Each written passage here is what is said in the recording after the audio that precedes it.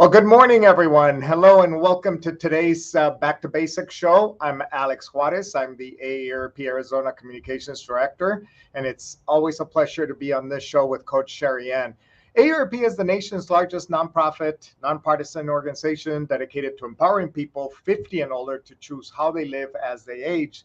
With a nationwide presence, AARP strengthens communities and advocates for what matters most to the more than 100 million Americans 50 plus and their families, like health security, financial stability, and personal fulfillment. AARP also produces the nation's largest circulation publications, the AARP The Magazine and AARP Bulletin. In the month of August, AARP offers events and enriching experiences close to home and from your home or that will actually make you have those connections and serve others. While our situations are different, our need for connections is universal. Now more than ever, we know that connecting with family and friends is vital to aging well and living longer and happier lives. So if you want more information, please visit us at aarp.org/AC. So thank you again for joining us. Make sure you tell us where you're watching us from. Type it in on the chat there. Let us know if you're watching and where you're watching from and what you're doing to exercise. And again, it is a pleasure to be with Coach SheriAnne. And today's topic is how to train for a Centenarian Marathon or Decathlon. I'm sorry. It's a tongue twister. Yeah, it is a tongue twister for sure. And this is a great topic. You know, we've discussed things like blue zones. We've discussed nutrition and the importance of exercise. But once you get to a certain age, how do we stay fit? How do we stay competitive? Yes. So, Coach. Yes, definitely. Well, thank you so much. I'm so happy to be here. And so, yeah, like Alex said, if you're just tuning in, please make sure you let us know where you're tuning in from. I always love to see that. And if you have any questions or comments, throw them in there and we'll make sure we get them answered.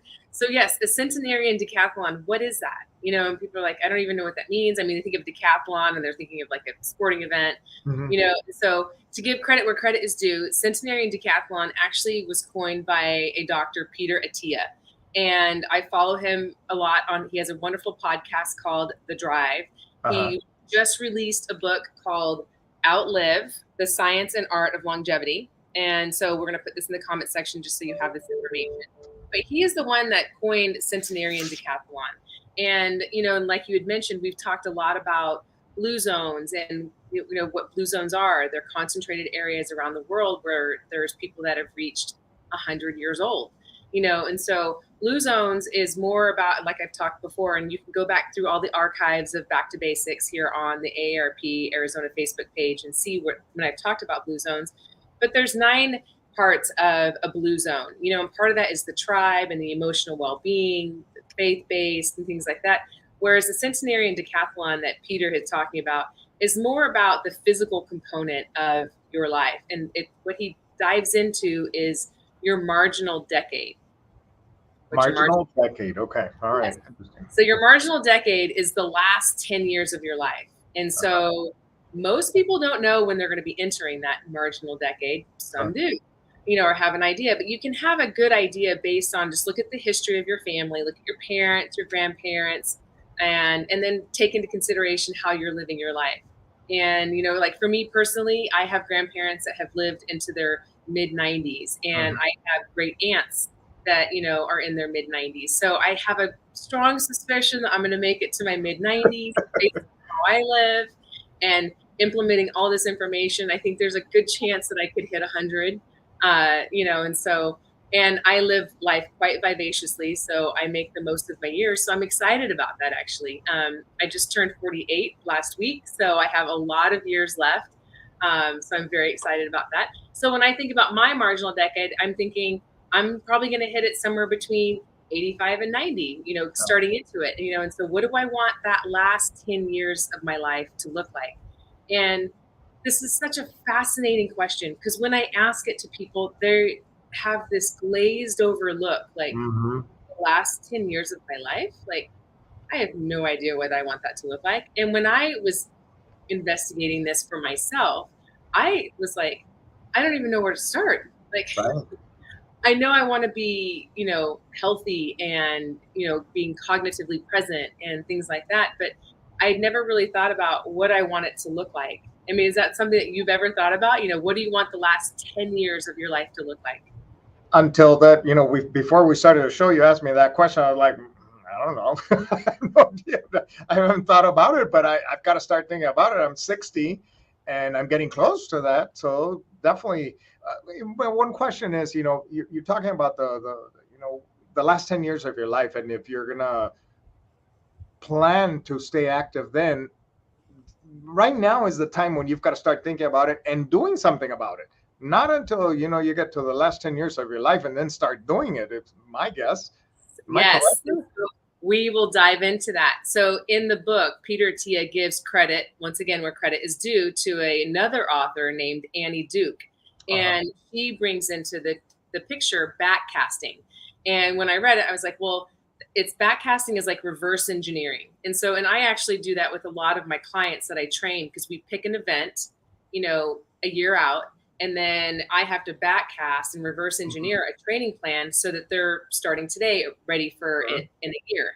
And so it's the same thing with, preparing for your marginal decade. You have to backcast and think about, reverse engineer and think about what you need to be doing now, to be able to do what you want to do in your 80s and 90s and maybe even 100, and so that even in of itself is challenging. And me coming from a fitness industry, like I was like, okay, like how do you even know how much you're going to deteriorate? Like what, if I backcast, so if I want to be able to, dead hang my body weight, dead hang is just hang from a bar and, be able to have good grip strength. And, at 100 years old, how long do I need to be able to dead hang now? And it's challenging. And so Peter kind of goes into that, where you have to figure each decade you're going to probably decline about 10%, roughly. Okay, about 10% decline. All right. Yes. So to be able to sit down and do this and work through this, you could sit down with your doctor. Your doctor will have full capability of being able to do this with you, or contacting somebody, like myself, that could sit down and do a consult with you and just backcast and figure out what you need to be doing, right now. But before we even start the backcasting, you have to sit with yourself and think about, okay, well, what do I want to do? Because for most people, the body will fail before your brain, before your heart, before your other systems. So, and that's why, I'm taking, what Peter's talking about with the, Centenarian Decathlon, and taking that out of what, the whole Blue Zones does, just to focus on the physical component, because your physical body most likely will fail before your brain, right, heart, and other systems. So that's something to really, really consider, so I started a list, and I keep refining it and adding to it, and, and whatnot. So even though it's a decathlon, it doesn't need to be 10, it could be, 15 if you have things, 15 that you want. If you just have 6 things, that's fine. But like for me, I want to be able to play with my grand and my great grandkids, because I'm assuming if I make it to 100, I'm going to have great grandkids. So I want to be able to play with them, but what does that mean? I want to be able to get up out of the floor, stand up out of the floor. But if you think about it, a lot of elderly people have a really hard time getting up out of the floor, and I'd like to be able to get up out of the floor using just one hand, so being pretty specific about that, I would like to still be able to pick up, a 25, 30 pound grandchild. I would still like to be able to pick, that child up. I still want to be able to put my luggage in the overhead bin on a plane. Right. So I got to be able to lift 20 to 30 pounds over my head, so that these are, you think these things are easy, things that we take for granted. But when you're 90 years old, to pick a luggage up that's 20 pounds and put it, above your head, that's a big deal. It's a challenge. So I want to be able to carry 2 10-pound bags of groceries, one in each hand. So what does that mean I need to do now? Well, I need to be able to farmer carry, which is the same as carrying 2 grocery bags in hands, like farmer carry. And I need to be able to do it probably for 10 minutes right now, if I want to be able to just carry it from my car to into my house. I am very much an athletic, I love sports. So I want to be able to go up and down the bleachers at my grandkids and great grandkids sporting events. So I need to be able to go, climb bleachers, so I want to be able to go up and down stairs. I want to be able to, what was the other one? Bathe, dress independently. I want to be able to stand on one leg with my eyes open for 30 seconds, with my eyes closed for 15 seconds. It sounds a lot, but when you're 90, that's a big deal. So, you got to think about what you have to be able to do now. I want to be able to open a jar. Right. How many times have, you've had an elderly person be like, can you help open this for me? And so opening a jar, like dead hanging, things like that use grip strength. They've actually done a lot of studies with grip strength in the sense of that's a great correlation with overall strength. So when you lose your grip strength, it really impedes your ability to do other things. And people, these are things that we take for granted, so make sure you're doing things that keep your grip strength up to date, and that means like dead hanging from a bar, holding weights in your hands, doing a farmer carry, whether you're carrying like a gallon of water in each hand, and walking around your house. That's easy enough to do to help maintain that, not only grip strength, but ability just to carry, so it's first you got to figure out, be able to do in your marginal decade, which is hard. It's something that you're going to have to sit down with, write a bunch of things out, maybe go do some research online, perfect your list, and kind of really just get clear. And your list can change, like nothing's set in stone, but these are the things that you kind of have to think about and be writing down, as they pop up. Did I spawn any thoughts for you as like what you want to be able to do in your marginal decade? Well, I definitely want to continue being active. I go to the gym, 5 times a week and do weights, etc. So I want to continue doing that. I really can't do it. I've got really bad knees, so I can't run. I can't do many of those exercises, but maybe eventually if I have a knee replacement, I'd like to be more active, hiking and doing more things. So definitely I want to continue doing that as I age into my 70s, 80s, and I hope I don't get to 90s, but man, you never know. Well, if you do, you just want to be having fun. At that age, it's like you should just be doing nothing but having fun and laughing and giggling with grandkids. Absolutely. And so, fun, right? and like I said, you can meet with your doctor. Your doctor will be able to sit down and go over this with you. This is such a hot topic now. I don't know of a doctor that doesn't know about it. And, if you're meeting with your doctor, also talk to them about doing a DEXA scan. Do it, and you can start your DEXA scan in your 40s if you'd like. And really what a DEXA scan does is it does a body composition. Most people have it done in 50 plus, and all they're really having done though is their bone density. Okay. And it's good to know. However, when you have a DEXA scan, not only can you do your bone density, but you can do lean tissue, you can do your visceral adipose tissue, which is your fat, that's a visceral fat, which is around your organs, because we have subcutaneous fat right below the skin, and then the visceral fat is what's around our organs, which is the fat that we really do need to be concerned about. So request a DEXA scan, but have them make sure they're not just doing bone density, that they're testing everything else in lean tissue, because we need to maintain that lean tissue. It does deteriorate as we age. So that's why it's so important to weight train and strength train as we age to maintain that lean tissue. And weight bearing exercises, of course, is going to help the bones, but we just need to make sure that we're maintaining that muscle mass and managing our adipose, our fat tissue. So request a DEXA scan. I'm excited because I will be having one done, and I'm having it all done. So I would because I want to know just where I'm at, because then you can have it done every year and see where you're at and see how you're progressing or regressing. Sure. So that's one tip that I do recommend, is just asking for a DEXA scan. And so when we're thinking about back casting, and these are things that, take notes on these, because these are the things that you can talk to your doctor about. There's 4 pillars when you're thinking about the strength component of maintaining your lean tissue. And, you want to think about your strength.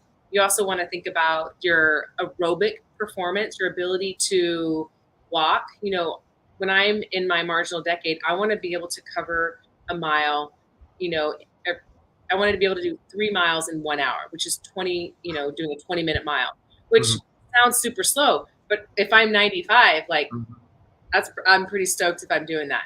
So, but think about your aerobic performance of what you need to be doing now in order to do that then. So, and then we also have the anaerobic output. And our anaerobic output is when you're going all out. When you're doing you can't really talk when you're doing it. So you're either, if you're on a rowing machine, you're rowing really hard. If you're on a bike, you're biking really hard, to where you are not able to communicate. And just doing that for 30 to 60 seconds is all you really need to do. About 5 times. It's really just spiking that heart rate and getting it up so that you train your heart to know how to go up really fast and then recover. And then you let it recover, fully recover, and then you do it again. Right. And the whole point of doing that is so that if you are in a heightened situation where something has happened and you need to react appropriately, you want your heart to be able to react when it needs to react and then recover. But if we don't train our heart to do that, when we do that, we run the risk of having a cardiac episode or not being able to perform at that level. And I'm talking about, like, say your spouse falls down and you need to quickly pull your spouse to, a safe place. You need to be able to react in a quick manner. Or if you're hanging out with your grandkids and you need to react in a very quick manner. But it just also trains the heart to be stronger, to, not just do love, is what we call it. So there's 5 zones to a heart rate, and that's zone 5. But doing just zone 2 work is great because that's the aerobic performance, and being able to do, I recommend doing 2 to 4 hours per week. I want to be able to do that when I'm older, and so what do I need to be doing now? And so that's the whole back casting part. So we have the 4 pillars of considering, when you're back casting is your strength component and your aerobic performance, your anaerobic output. And then the last one, the 4th one, is stability. Right. So stability is one of those things too, when I've talked about, I've done a whole show on Back to Basics about stability. So once again, you can go back in the archives and see that. But the importance of stability is so that you can help maintain yourself from falling. That's one of the biggest issues with elderly people is they fall and then they break a hip or break a knee and then they're really laid up. And then we have multiple issues. Stability is usually the first thing to go, so practice focused routines of doing, if you want to do Pilates or yoga or Tai Chi, those are wonderful things. Or just daily practice when you're brushing your teeth, close your eyes and stand on one foot. Okay. Or just stand on one foot and leave your, and then switch, do 30 seconds, on each leg standing. You can look in the mirror and then try closing your eyes, but do things that challenge you in your stability, so that, if you step off the curb wrong, you're able to catch yourself, or it actually will help you if you're wanting to get up out of the floor. Any kind of stability is so necessary just to maintain, overall health. It's stability, like I said, is one of the first things to go. You've got to be making sure that you're doing things daily on that. That's right. Exactly. Be consistent. And for those of you watching us, just a quick reminder that if you plan on starting a heavy exercise routine, always consult with your physician. Make sure you do that. Very important to stay healthy. Don't do something that can affect you.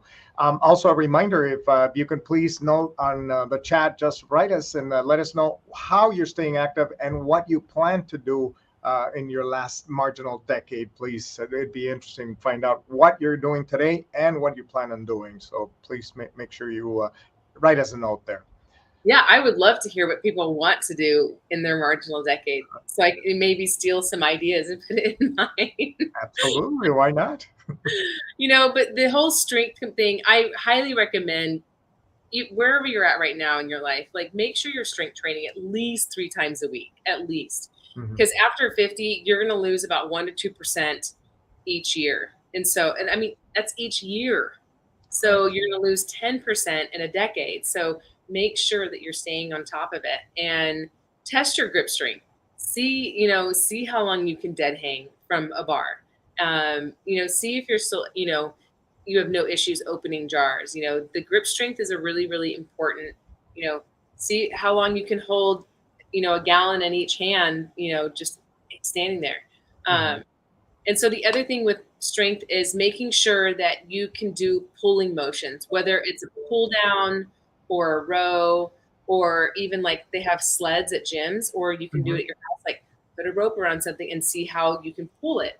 And that's, like I said earlier, like, so that if you need to help pull somebody out of the way, if someone has fallen, and making sure that when you are doing your stairs or you're doing step ups, that you're keeping your feet straight.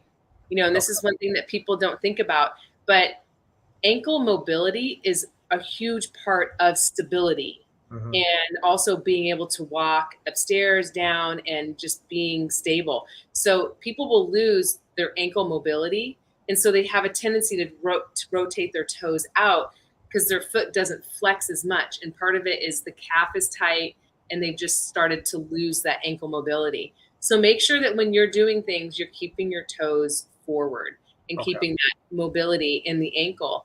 The other mobility is your hip hinge, making sure that you can fully squat, and also doing step ups, walking upstairs. Hips, tend to get really tight on people that sit a lot.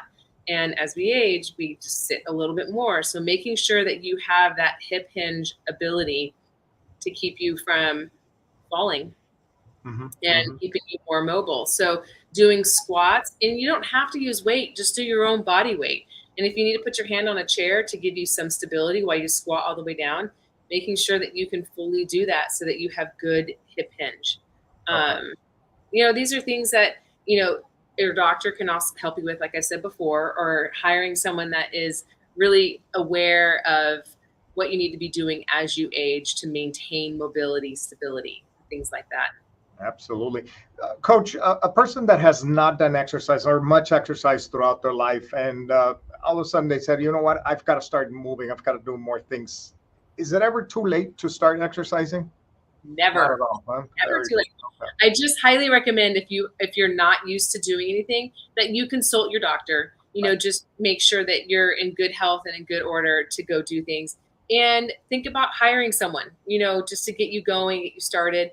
And, and if that's not in your wheelhouse, as far as being able to afford is what I meant to say, not wheelhouse, but then just definitely consult with your doctor, or because we have so many telehealth programs now. So just making sure that you're in good health to start, and you start slow, and you can start walking around your block, and walk in the mornings and walk in the evenings, because it's too hot midday right now here. But yeah, just start slow, and then doing body weight exercises. You don't have to go to a gym to stay healthy. We have enough at home that we can do. And there's so many episodes archived here with Back to Basics that you can just research and you'll find something, because I've said, I've talked about working out at home. So there's things that you can do. It's never, ever, ever too late. Never late. Exactly. Yeah. Kathleen has got a comment there. I may not live as long as my parents. I always assume I'm now in my last decade. Your advice applies either way. Specific tips like keeping feet straight while doing stairs are helpful. Yes, Kathleen. Very good, Kathleen. Yeah, it's the little things that we just don't think about. Like people, don't think about keeping their toes straight and like the ankle mobility. It's one of that we take so much for granted, and so. But yeah, just keep moving, keep doing things. Back to never too late. My mom I'm one of 5. So she was a busy mom, and she did things. I mean, she stayed busy, but she was never athletic. She didn't do a whole lot. She didn't really ever go to the gym. But in the last 7 years, it was about 5 years ago. I got her to start going. So she goes to the gym now 3 days a week. And does Nordic walking the other 3 days, and she's in her mid-70s. And I was like, Mom, you got to be around for my kids, and then even maybe my kids' kids. So we got to get you busy, because my dad was a marathon runner and he still walks avidly. So he's always been. I just need to get him doing some weight training exercises to maintain what muscle mass he has left. So yeah, it's never too late, and that's the thing is you just start now. And even if you're in your 30s watching this, it's hard to think about your marginal decade when you're, I think under 45. I think it's hard for you to think about Yeah. the last decade of your life, but it becomes more and more apparent, and so, yeah, just stay active as much as you can. But it's the backcasting part. I will say it was challenging for me to think about what I need to be doing now in order to, be able to do, like, I was thinking I need to be able to pull down, at least 100 pounds, like pull down, because I'm not going to do a full pull up. And I was like, okay, so what does that mean? I need to be able to do pull ups now, or how much weight I need to pull down now. And I was like, that's a lot. Yeah. So it can be overwhelming, even like for someone like me. I was like, wow, that's okay. I gotta get on it so that I can do what I want to do. Like, lifting 30 pounds over your head when you're 90, like, I was like, okay, well, what do I need to lift over my head now? And I was like, that's kind of a lot. And I think that a lot of it too, as you get older, it's just about maintaining as much as you can right now. Absolutely. Yep. Maintain. Absolutely. And grow from there. Yeah. That is wonderful. So if our viewers are interested in knowing more about it, you mentioned Peter, is it Attia? Attia? It's Attia is how you say it. Attia. Yep. All right. So that's a good person that you can probably look on the internet, do a search, and the book Outlive, The Science and Art of Longevity by Peter Attia. That's a wonderful book. Yeah, he has a podcast called The Drive.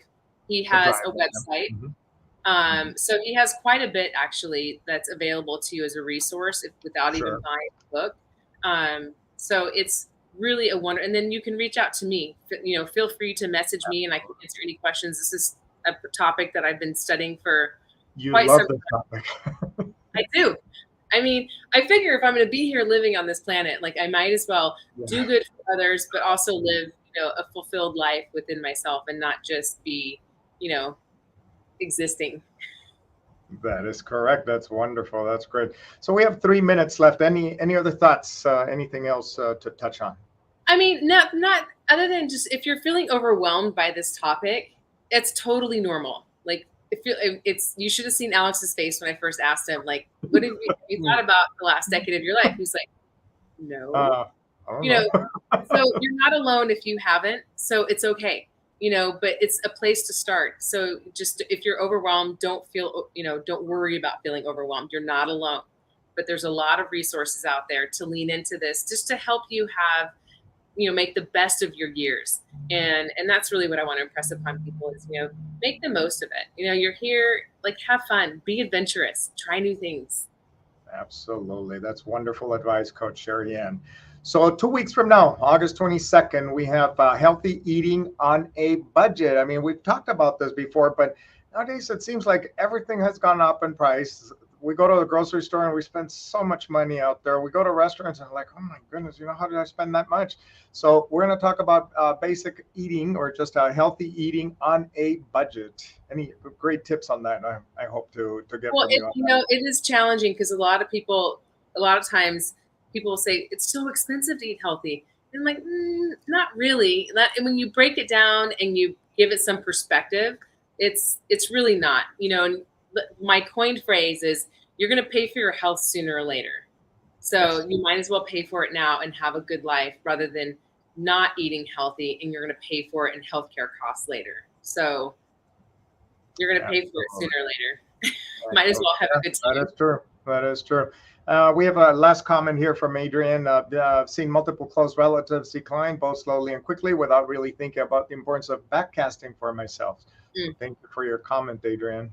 Yes. It sneaks up on us if we don't pay attention. And so, yes, it's so important to be thinking about what we want our lives to look like, so it doesn't sneak up and the decline slaps us in the face. That is correct. Exactly. Well, Coach SheriAnne, time is, we're almost out of time. So again, thank you so much. It's always a pleasure to be with you. I love coming into Back to Basics. Thank you so much. And to those watching us, wherever you are, stay healthy, stay active, and hope you join us again August 22nd. Remember, so please join us again next time. Thank you so much, Coach SheriAnne.